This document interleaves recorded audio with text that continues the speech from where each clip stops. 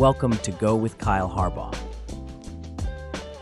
Welcome to Go with Kyle Harbaugh. By combining traditional business building methods with AI, Kyle helps law firms, financial advisors, and a variety of businesses thrive in a changing world to build personalized roadmaps to success. Hi, Kyle. How are you today? Hi, I'm great.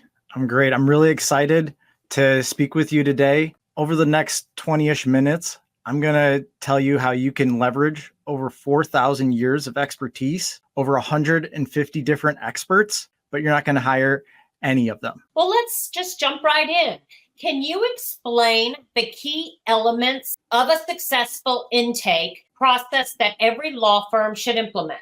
It's really important. I see a lot of people, they get very focused on marketing. They spend a lot of money on marketing, but that money will be wasted if you don't have a squared away intake process. And after they become clients, focusing on the entire client experience so that they can truly be served well. That's what's going to maximize that ad spend, those marketing dollars that you already invested. If they fall out back of your business after signing up, you're wasting your money.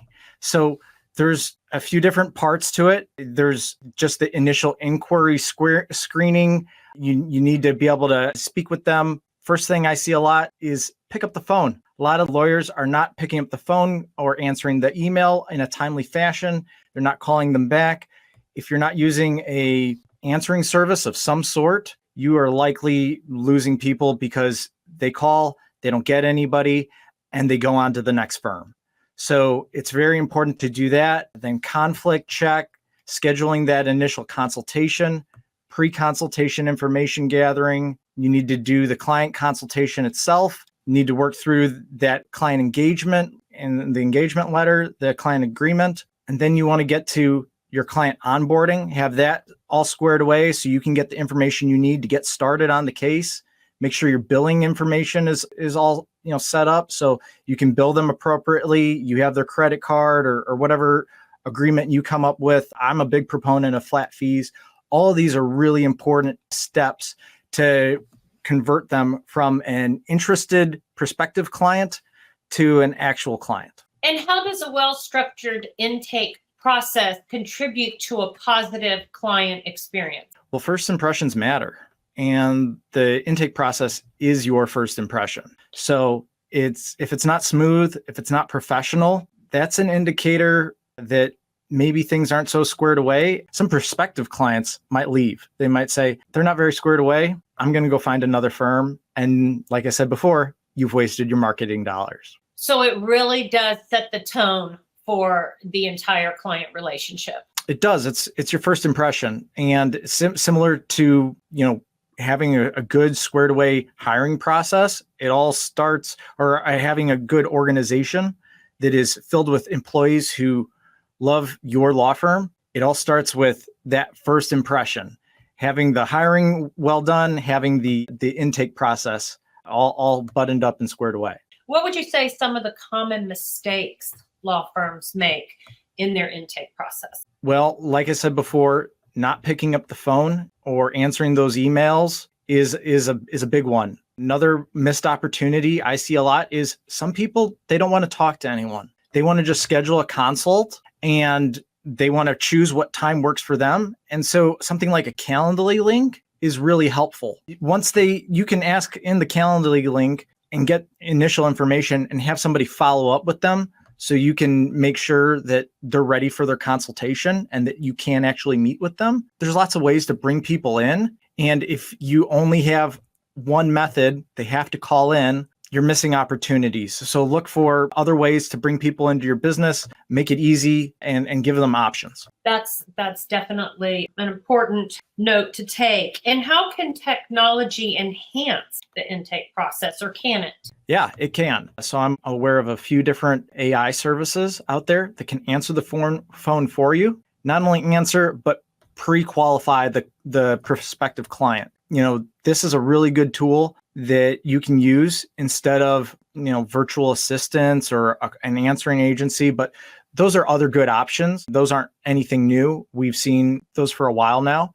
So you can use other, people in other countries for a low cost option. There's also really great tools out there, CRMs that will keep your leads engaged, text them, follow up with them.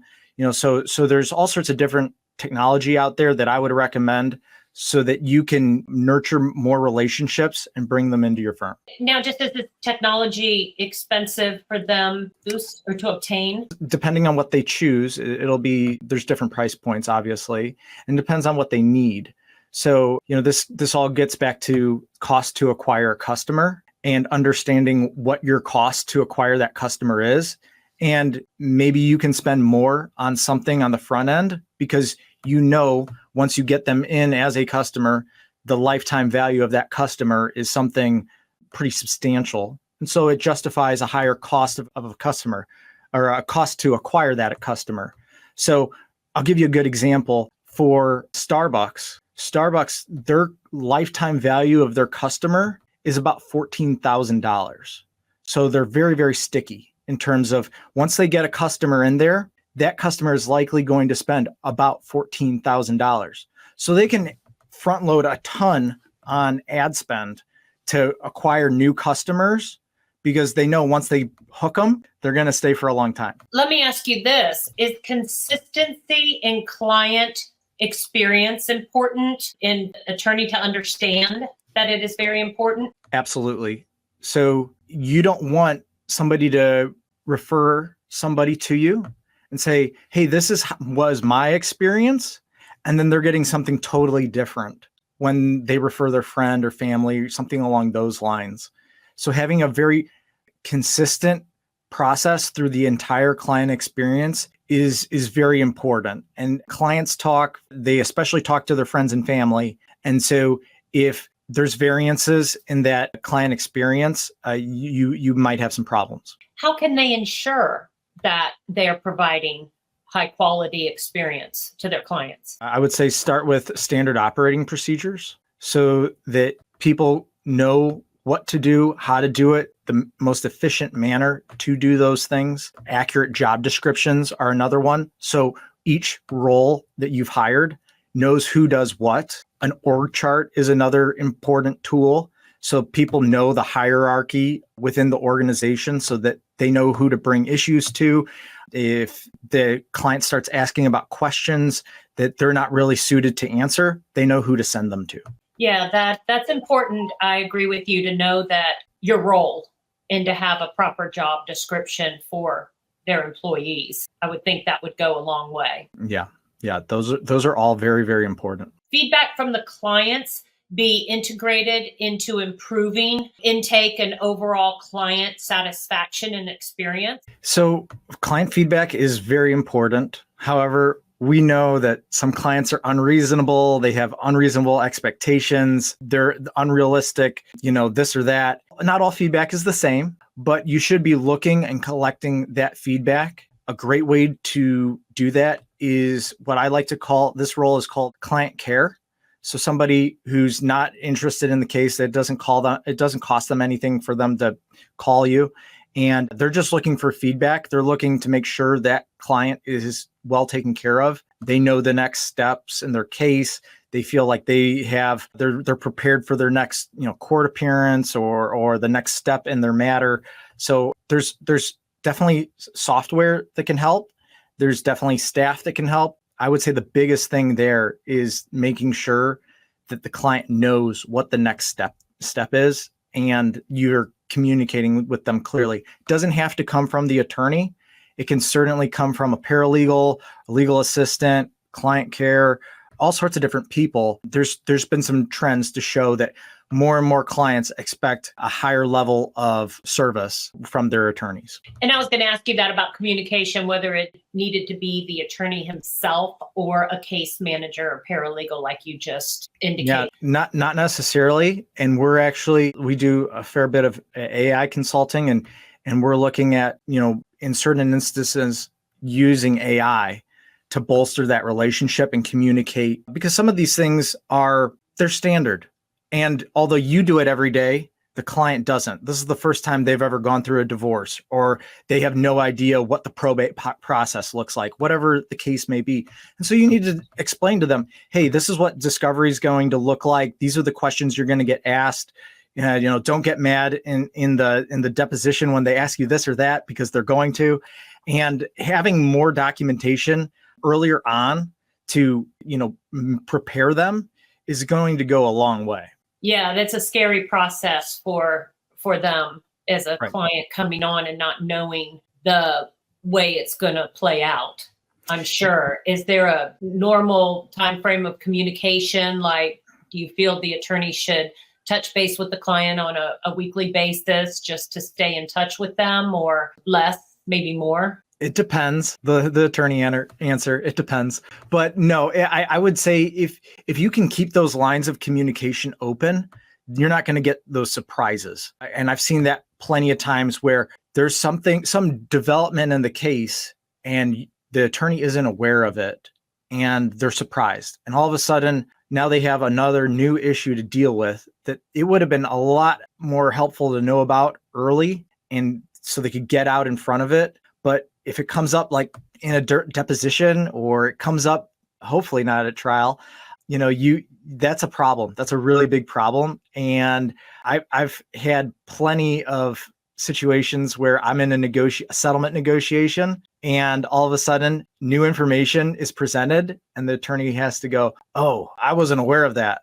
Let me call you back. They bring their client aside, and then it changes things very, very dramatically. So it's really helpful to have that open communication so you don't get those surprises as much. And I would say if you can manage it in a way where they don't feel like you're calling them to bill up some hours, then yeah, absolutely. Feel free to give them a call. At the same time, you can delegate that work to somebody else. It doesn't have to be the attorney. And it doesn't even necessarily have to be a person if you're giving them the information they need in terms they can understand and it's accurate. Very good point about the billable hours. What would you think, how can an organization stay ahead of the curve in enhancing client interactions? Yeah, okay. That is a good one. So making content to educate your clients, a lot of these conversations, it doesn't have to be directly with that specific client. You could record a video, let's say, and then send this video. Hey, we're getting ready for the settlement conference. Here's some things to know about when we go into the settlement conference so that you can be prepared. And it can be just canned best practices. It doesn't have to get into the specifics of their case. And then they're much more knowledgeable. So if they have other finer details, that they know what they can say, hey, I watched the video. I know what to expect, but I'm wondering about this thing.